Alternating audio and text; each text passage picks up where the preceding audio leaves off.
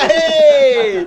Welcome back, everybody, and please, warm welcome, Carolyn Wonderland. Woo! Howdy. Who has flown in tonight. I know, I love the accent. Please ham up the accent as much as you possibly can. We don't get enough people from Texas through here. So, welcome to Guildford. Now, for people that perhaps aren't familiar with what you do, you're a singer-songwriter, steeped in all that kind of rootsy blues stuff, and you've been doing this pretty much all your life, right? So take us back to a young Carolyn growing up in Texas, and how you got into guitar. Well, I was lucky. My mom played, so oftentimes people are like, "What's it like being a girl playing guitar?" It's like, well, I was the first person I saw, so it seemed perfectly natural. But yeah, my mom had guitars around the house, so I'd beat up on her Martins. Brilliant. That's the reason I don't play with picks. Is I scratched up her Martin doing the windmill, and that was the end of my experience with picks. Age 9, done. Wow. Yeah, the expensive 100-year-old Martin. And well, never mind. And other than your mum, though, what were your? I mean, was it a life of growing up and just normal Friday nights were just going out to a restaurant or a club or something and just seeing bands and just being steeped in it? Yeah, I'd sneak out quite a bit and go play. So I had a really bad, crappy fake ID, and I would go into the clubs, and they got used to seeing me. So I'd walk in with a guitar and just mess around. It was lucky, though, too, because Houston is very spread out, and there's all kinds of great music. So you could see an amazing blues band one night, a really cool Zydeco band the next, and then you just never know who you'd end up with. So one night, I snuck out, and I got to play guitar with Townes Van Zandt, and he's like one of my favorite songwriters ever, but I didn't know what he looked like. I had no idea. I knew his name from the back of albums. Yeah. And, he played Pancho and Lefty. And I was like, oh, wow, my mom's band used to do that song. I thought it was one of theirs till I heard Willie do it. And he's like, that's one of mine. And I was like, oh, you liar. Oh, that almost ended my career right there in one night. That's insane. Yeah. And what do you think it was that drew you to the style of music that you like? Because, I'm guessing you'd have had all sorts of country kind of influences growing up in Texas as well, but was it always going to be?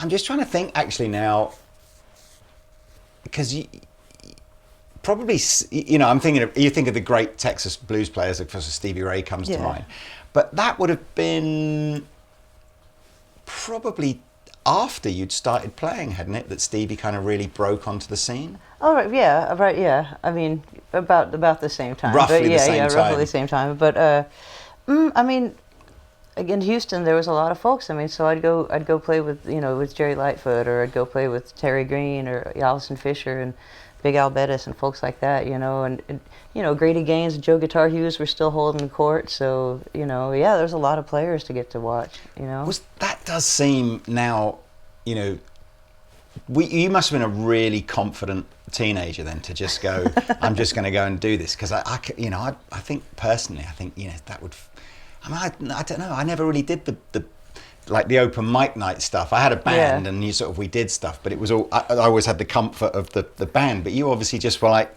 turn up with guitar. Just give it a try. I mean, if I failed miserably, at least it was hilarious, So it's nobody got their eye put out. It was cool, and the more you play, the less you suck. So I just kept doing it, and make up stuff as we go along. That's the more you play, the less you suck. I think that's like basically the truth. Yeah. And when did you start feeling like you might want to front a band as well?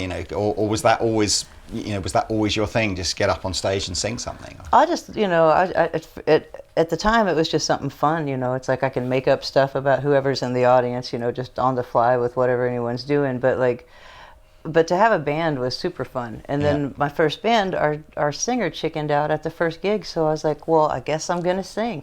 And some nights it works better than others, but that night I was like, all right, I'll keep doing this. At least then I know I can show up and the gig's gonna happen. And was that then? I mean, we were teenagers. It's not like you could really suppose fault the guy who like, bit nope. fearless, yeah. Yeah. And was it in your bones from a relatively young age that pursuing a career as a singer was just going to be, or singer guitar player was just going to be your thing? Yeah, it's the only thing that held my interest as a kid. Right. It's like, I have a little brother, he's like super smart and can put together anything in the world, and I was like, yep, guitar. That's it. Well, that's cool. I think that's cool and brave, especially when you think about, who were the female guitar players pioneering that kind of scene at the moment. And I know in recent years it's become massively more normalized to just sing. Yay! Yeah, I know, finally, right? Yep. But back then you'd have had Bonnie Raitt, maybe. Yeah. The list gets quite short after Bonnie, doesn't it? Really. I think regionally though there was a lot of folks. Like I think about like Allison Fisher was a friend of mine, and she was just is just amazing, and folks like that. There was a scene that a lot of names that people wouldn't know, but if you went and saw them, you sure would remember them. I wonder if that's the beauty of maybe the States versus the UK. It's perhaps always that it was probably more diverse earlier. From that perspective, this could be true. Yeah, you get like really cool, and cool pickers who write cool songs or who have just an odd style about them, like Barbara Lynn. It's like you try to watch her. It's like okay, she's amazing, and it sounds like her no matter what she's doing. Wow. So talk us through then the career path, because I know you had you've had a long and successful solo career, and then more recently you did the Blues Breakers gig. You got the Blues Breakers gig, which is just like, as a guitar player, you're just going like, that's you're following in the footsteps of like lunatic level players, aren't you? It's frightening. It was best not to think about it when you try to go play. But let's go back a bit, because that's only been for maybe the last 4 or 5 years. Yeah. So let's go back into what are we talking now? We're talking late 80s, early 90s, and you're sort of pursuing this career. What was that band, and how did it take off? It was a bunch of friends. I mean, that was the thing. Is like, we're all roughly the same age, and just bashing away on guitars and going to places. So we didn't know any better. We would just book ourselves. I had started a booking agency called the Shine It On Agency, and we got listed. So it was very funny. We'd all kind of share in the business of it, because none of us were very good at that part. So it was fun. I mean, I think about like times playing with like Chris King and my buddies. Yeah, back home, it was great. We ended up making a couple of records for some different folks. We did some stuff up at Willie Nelson's place, Perdonalis, for Justice Records, and then met up with Ray Benson when I moved to Austin. Was on his label for a little while, and then this new record was the first one on Alligator. So it's like like a legit, for real label. It's trippy. It's very cool. Oh, I'm super pleased. So okay, I mean, I know we're going to sort of squeeze probably 20 years of playing into a short bit here. But how did the call from John Mayall come around? Well, it was I had known Greg Arzab, his bass player, from when I was a kid. We went on tour with Buddy Guy through Texas and Louisiana, and he was in the rhythm section with Ray Killer Allison. And as a teenager, that was like, I mean, and as an adult for real, but as a kid in particular, it like blew my mind how tight that rhythm section was, Right. and how cool they were, and that they'd hang out with us after the show. No way, you know. So I adored him, and we'd see each other here and there, like, oh, I saw him, you know, like doing a government mule thing or this, that, and the other, and then we ended up at a couple of festivals together. So there he was, you know, with Mayall, and I'm like, oh, this is great. This is quite cool. Traded numbers, just like, nice to see you again. And I'm up in Woodstock, which is where all magic things seem to happen in Woodstock, New York. It's quite groovy. And I was paying my respects at Levon's grave, and we're packing up to go back on the road. I got a call. I didn't recognize the number. I was like, that's California. I guess I'll answer. You know, what's going on? What can I help you with? And it was Greg, and he's like, hey, I'm here with John, and he wonders if you might want to put some guitar on the record. And I'm like, I mean, sure, I'll try. If you don't like it, that's cool, but I'll certainly try, you know. And then John gets on the phone, and he's like, well, why don't you just come join the band? You know, see what you like, think about that. And I was like, oh, okay, yes, sir. So he sent me like, I'd say about 75, 80 songs. So I charted them all and put them in, you know, the little books where you can pull the pages out, put them in the right order. For the first few months, I was still looking at that, like head licks, let's make sure I know what's the mystery chord, okay. And a lot of those songs too, it's like going back to, you know, you don't want to emulate like what the last guitar player did, you know, but you do want to stick to like the head of the song. So Yeah. So I'd go back and be like, okay, J.B. Lenoir, I need to learn more about this, you know. Or obviously if it's Otis Rush, you know, it's like, yeah, start with Otis Rush, you know. That's nuts, isn't it? I mean, how do you approach that? Because I think I've spoken to a few guitar players who have, you know, joined a band after the band is already established and successful, and there's a mixed bag, because I think when you have a song with an iconic guitar solo in it, Yeah. the audience expects to hear the iconic guitar solo. Yeah. And I speak to some guitar players who go out of their way to not do the iconic guitar solo and do their own. And then others who are like, no, I need to try and respect the version. So which camp are you kind of in? I kind of a mix, because I like to treat it like it's a jazz head or something. Right. It's like you stay there, like if we do, you know, All Your Love, you know, everyone expects to hear, you know, pum pa da da da da da da, and if you don't do that, then what's wrong with you? You know? so yeah, you definitely the first time through stay true to it, and then dive off the diving board and see what happens. And John preferred it that way. He Right. wants improvising every night. He wants, oh, you think you're done with your solo? Yeah, Here you go again. Yeah. Like, oh, I'm out of notes. Yeah. I think that was because, you know, it's been a while now. It must have been 3 or 4 years ago that Walter Trout was sitting where you are now. And again, we were talking about some of the John Mayall stuff. Yeah. And he had some amazing stories about just how much energy John has. For real. And not just on stage, but off stage as well. You know, like he's a character, right? Very much. So how did you deal with that? You know, I mean, it sounds like it's a ride in that band. It's amazing. Like so when I joined, I thought, you know, we'd do maybe a dozen shows a year or so, and then next thing I know, it's like, here's 50 shows, 60 days, 19 countries, and I'm like, wow, John, do you ever stop and, I don't know, go to the Louvre or something? And I mean, I could hear his eyes rolling. Just, I've seen it. Yeah. I've seen it, love. This is what we do. I just want to play. And we would, you know, if we had a night off, he'd be like, oh, I'm bored. Wow. I'm like, okay, then let's go play. And he, again, I didn't know this until he said just before we started rolling. So he's 88 years old now, and Yes. has just announced that he's going to hang his boots up. Do you think he really will, or do you think he'll take 6 months off and just go, I need to go again? It's hard to say. It's very hard to say I mean, he's got such energy, and he's so happy when he's playing. I mean, if music keeps you young, I would present him as definite proof for that, because you get him on stage and he's like, you know, you watch 40 years just go away. It's like, okay. And that voice, I myself cannot keep up that schedule as a singer because I holler so much, Right. you know. But him, he just opens up his mouth and that beautiful voice just comes pouring out. It's like, and that was another thing as the guitar player in his band, I always wanted to make sure that I could hear his voice really well, and I wasn't covering that up. Yeah. Because that's magic. Yeah, I suppose that you've got to be respectful, haven't you? In that, you know, people are there to see John Mayall, aren't they? And everyone else is just part of the scenery, aren't they? Kind of thing. Yeah, just being supportive so that magic happens. Well, look, I mean, I said, it's like what a blast that must be. But we are ostensibly a guitar gear channel. Yay! So I kind of, I think we want to talk about that. But given that you're a singer as well, I think, there'll be lots of musicians out there who are watching this and will relate to the whole kind of perhaps they have a style of singing as well, which is to belt it out, and they have to be careful about, you know, how much they overextend that. But actually, let's do the singing bit first, because that's the bit I know the least about. So you tell. So it's obviously a fairly untrained style, is it? It's just it's just right. Here we go, belt it out. Yeah, my training was that I would play through the crappiest PAs known to man, and you had to be able to shout over the drums, you know. So it's like. So I didn't use my alto very much. It was a whole lot of hollering in the upper register, you know. Like, you know, no, I'm no Steve Marriott, but I certainly did try.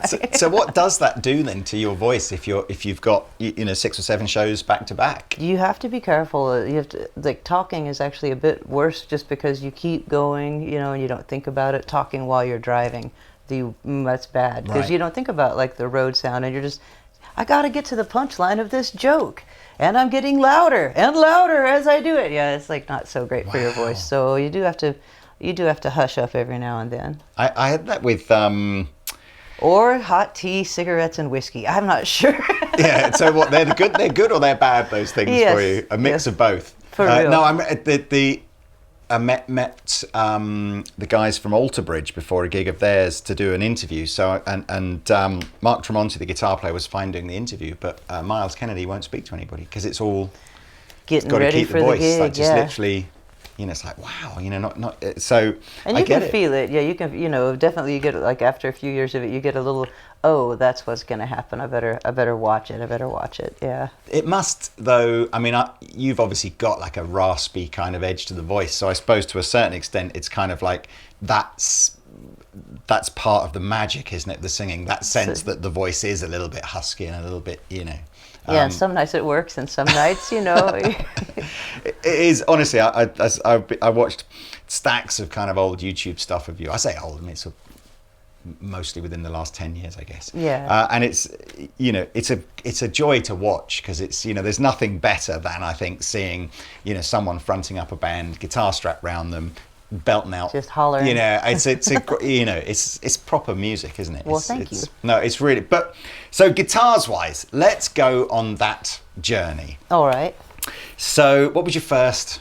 You mentioned you obviously had guitars all around the house, but did you actually? And I want to talk about the lap steel as well. Oh yeah. So were your first guitars all acoustic guitars, or was there a mix? No, it was a mix. My mom had a Strat. I fell in love with that thing. It's like a late '78, early '79 rosewood, heavy as a Les Paul, dark sounding, like a far more like of a Tony Iommi kind of tone than then it's not such a cut like an Albert Collins Telly or something, you know. So the Telly was my rebellion. This was my rebellion, was getting the Telly. But my mom had the Strat and these 2 Martins, and I have them all now. My mom has passed, but like.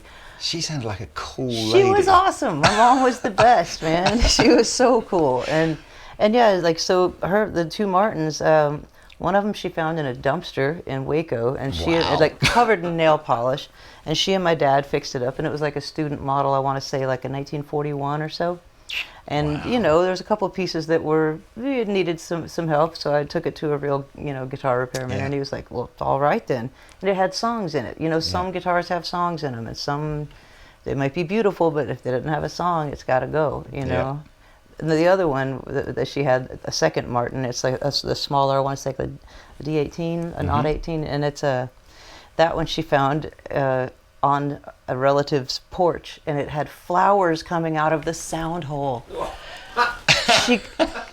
She was beside herself, like, oh, can I have that guitar? And so like, oh yeah, sure, whatever. It's our planter on the porch. So she was pregnant with me at the time, flying home with the guitar, and she's like, I got such strange looks. I was like, well, yeah, Mom, I suppose so. That's amazing. And then you obviously played your mum's Strat for a bit, but so sorry, tell me the story of the Telecaster come. Has that been a guitar you've been sort of synonymous with right from day one almost, or? I've always loved the thin line because it's, you know, half hollow, so it's a bit easier. And as much as I love like Roy Buchanan and I love Albert Collins, it's nice to have a little more of a mellow thing on it, so you're not always bing, you know. So let me see this one. This is so it's a regular. Joe Barden's, yeah. Yeah. So you've got the Barden sort of hot rail style pickups in there. But it's not. I was thinking, is it a Tele Deluxe or something with a humbucker at the neck or anything like No. that? It's just regular thin line. Yeah. Mahogany body though, by the looks of things. It's I know, beautiful. pretty. Yeah. That is beautiful looking. She's all What made beat you up. go over to the Bardens then, rather than stick with the single coil? Is that just a noise thing? Or? It's a little bit, and then I find that when you're doing like, sometimes on those poles, it's like that note can disappear. So I went and saw Danny Gatton, and I was just like, oh. So of course I thought, well, first off, I need to spend 100 years locked into a closet, but also I really want those pickups, and so we talked about it a little bit, and then I was like, okay, so I finally found some Joe Bardens, and yeah. Oh man, it's like that. I never got to meet Danny Gatton, but we had his Hot Licks VHS Yes. video thing, Oh, it's a great back one. in the 80s or whatever, and oh boy, he was obviously a tragic soul, wasn't he? Really mixed up. But God, what a beautiful music! Oh, insane level guitar player. I think about there was one time he played in Houston. I want to say it was at the Bon Ton Room or something. And if you would have dropped a bomb on that building, there would have been no guitar players in Houston. Every guitar player was at that show, just holding each other's chins up. I think I've been to one gig that was like that, and I think it was like a London version of that, which was I saw Jeff Beck at Ronnie Scott's, and in the audience was Brian May, Tony Iommi, Jimmy Page, and it was the same thing. If it was like if there's something had gone off in there, it was like like the whole British 70s rock scene would have just been wiped out in one go. Oh man, I always remember as well on the Danny Gatton. Did you ever? His telly had the little diamond. So the fret markers on the edge here were little. I mean, I don't really. Must have been quite uncomfortable to play, but as in because they were sort of raised out. But it's a bit ostentatious. But what a player! But yeah, you're right. I'd forgotten he had the Barden pickups in. I'm impressed. Well, not impressed is the wrong word, but I've heard one or two guitar players say that whole kind of, particularly on bends where that you can hear the string drop out as it moves away from the pole piece. But that's interesting. So they are humbuckers as well, though, right? So they're just a different. I mean, basically, yeah. They're the hot rails, so they're It cancels out some stuff, but it also keeps it where you could keep up with a Les Paul in a band, and it would be nice, And so that's your number one, is it, or have you got a selection of Telecasters? I have two tellies. I gave one away to my friend Patrice Pike, who gave me the Blues Hawk that I took out on the road with it. Now, that's like a semi-acoustic, a semi-hollow sort of Gibson, isn't it? Right. Yeah, and they're amazing. You can get the tone of like a Les Paul or an SG, kind of similar, but it's super light. And when I was in John's band, I took the telly out the first 6 months, and I was like, something's just a little off. So I couldn't put my finger on it. And then I went back and I'm listening. Most of the stuff that he gave me was like, it was Peter Green, a lot of Buddy Whittington, a lot of Walter, and I was like, oh, P90s, dummy. That's what's missing, I hadn't been, in a band where there's another singer and a keyboard and the harmonicas especially. I was like, I'm in the way with that upper register stuff. Interesting. So the P90s on the Blues Hawk I thought was a much better fit, and he loved it too. He's like, that's the guitar. I was like, okay then. Oh, that's cool. I must admit, I always love this. It always reminds me of Eric Clapton's sort of Blackie Strat or whatever, where you go sort of somewhere to put the cigarette whilst you don't want it in your mouth. It's such a great looking guitar. Oh, thank you. Really cool. This lets me know that I've had this one since you could smoke in bars. Oh yeah, because you can't do that. You can't do that anymore. Wasn't that the weirdest? I remember being in a club. I think this was at the time where maybe some clubs were stopping smoking and other clubs weren't.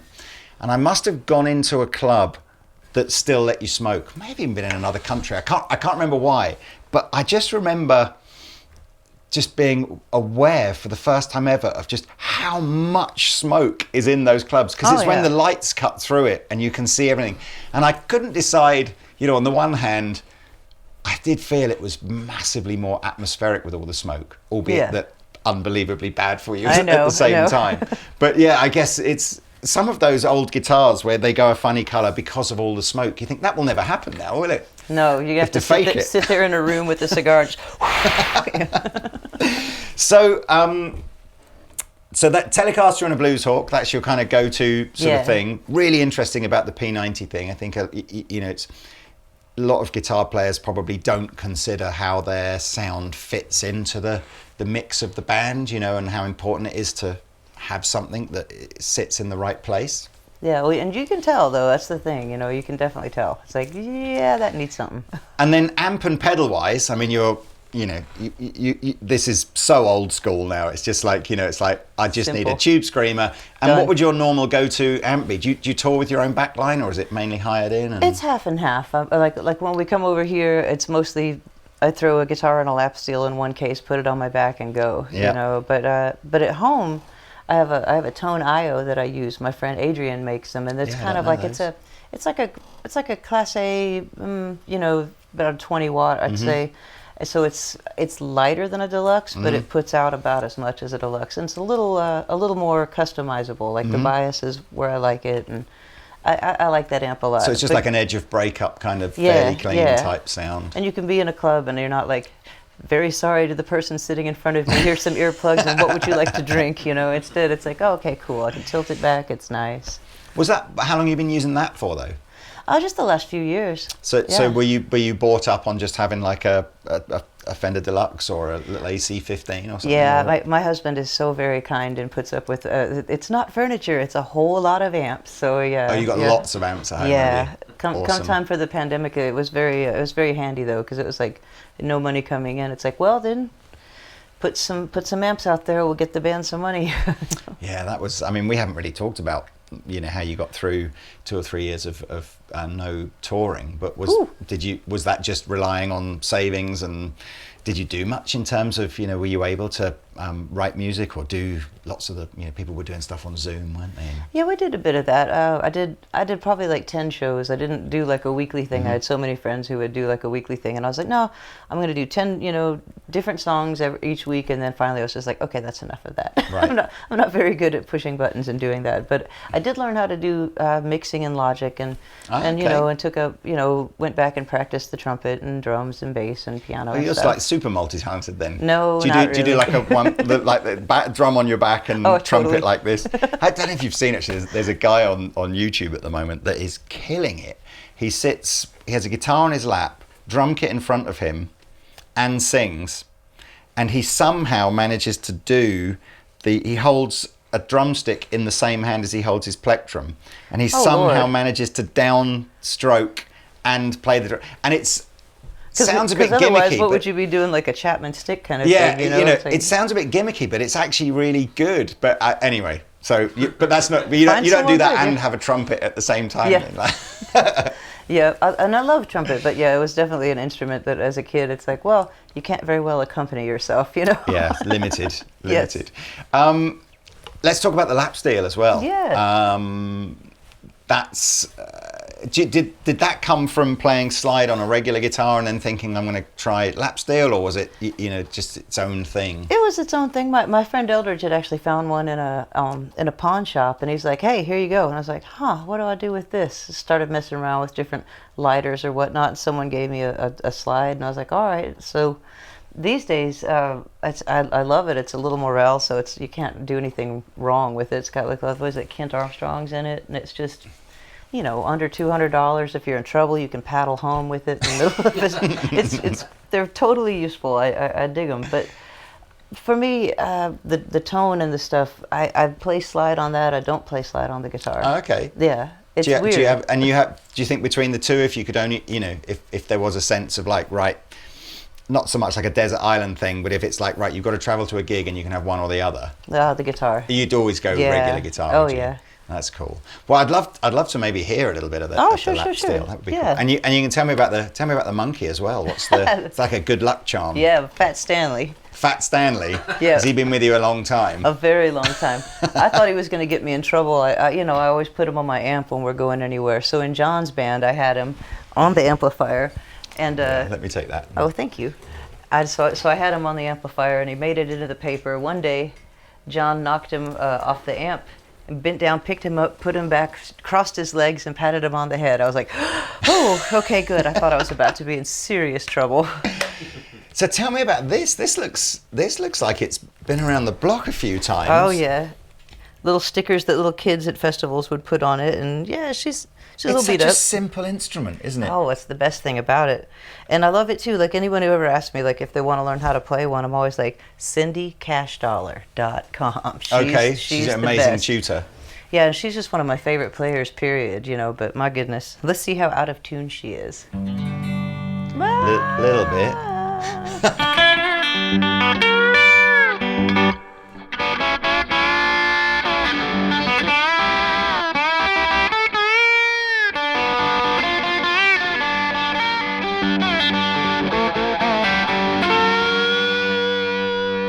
And she's just got a sweet little tone, That's amazing. You can't hardly do any wrong with her. And you said right at the beginning as well, you play with your nails rather than a pick. And that's just something because when you were a kid, that was just how you played, was it? Yeah, I scratched up my mom's Martin doing the windmill, and that was the end of all of that. But these, man, they're actually like acrylics. Yeah, I would have never thought to do that. But again, being in John's band, playing that much, I got a little blister under my nail, and so I was like, what do I do? Calling up all my guitar player friends who I know, like, hey, what do you do? I've tried super glue and toilet paper. It's not working real well. Yeah.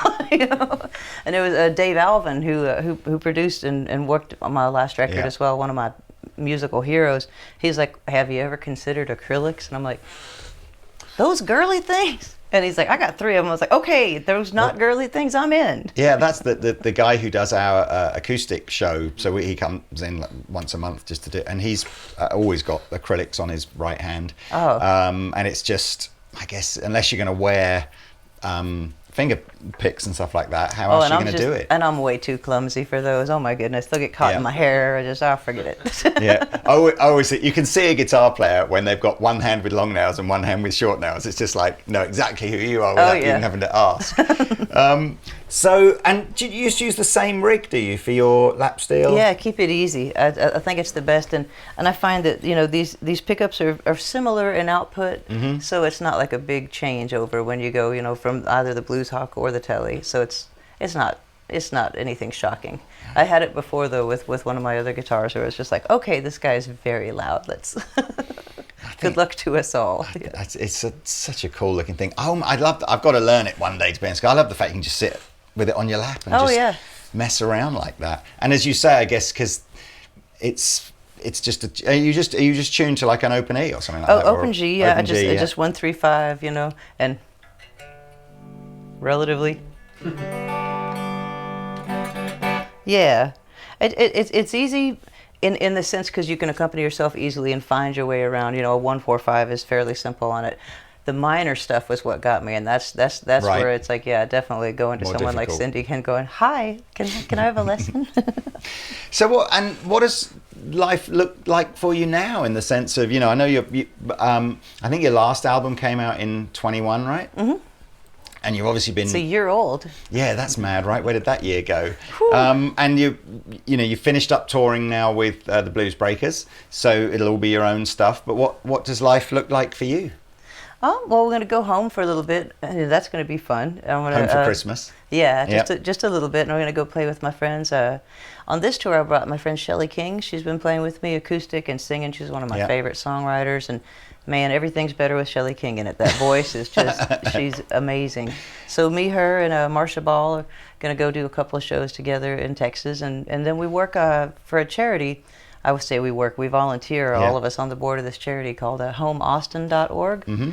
And that's where we're going to spend a lot of our time. What we do is make sure that musicians in and around Austin, 55 and older, don't get kicked out of their damn house. Right. So we've got quite a few folks we help out these days. Yeah, I mean, that's something, again, I've talked to a few musicians from the US, and I think it's something over here that, there is a sense over here that there's a sort of a welfare state that'll kind of look after you as you stop earning money and like that. And I think it always surprises me how brutal it is in the US if you just get to a certain age where you can't work anymore and that's it. Yeah, if you haven't had the good fortune to be able to save something, or even if you did and you had one medical emergency, you were that close to being out on the street, And when I was younger, I lived in my van for 2 years. It's not the most proud thing in my life, but but I was also, in my 20s, 30s, it wasn't so horrible. I cannot imagine though, like some of our friends, in their 70s and 80s. It's like, no, forget that. You need a nice warm spot, running water, and a lot of these people too, like set the tone for the music that exists in our town. So it's like we owe them far more than that. Well, look, good for you. I'm pleased about that. Well, look, we'll put links in the description below to where people can go find out about you, and I think we should put stuff in about your charity as well. Would you mind maybe playing us out a little bit on the lap steel, and and if you want to give it a whirl? Yeah, I just think it's amazing. I mean, please do go and check Carolyn's website out and follow her work. It's some really, really cool music there, and you've played with some amazing musicians Sorry, as well. Sorry, popping my mic. No, go on. Anyway, take you. it away, and thank you again so much for coming in. Thank you.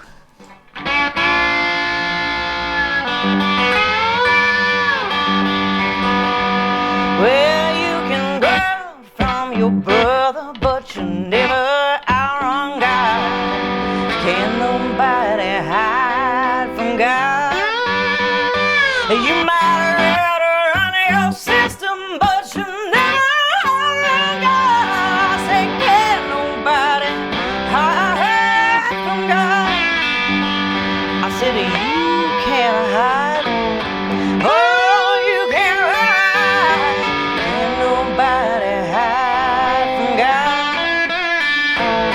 You might run your system, but you never outrun God. Can nobody hide from God?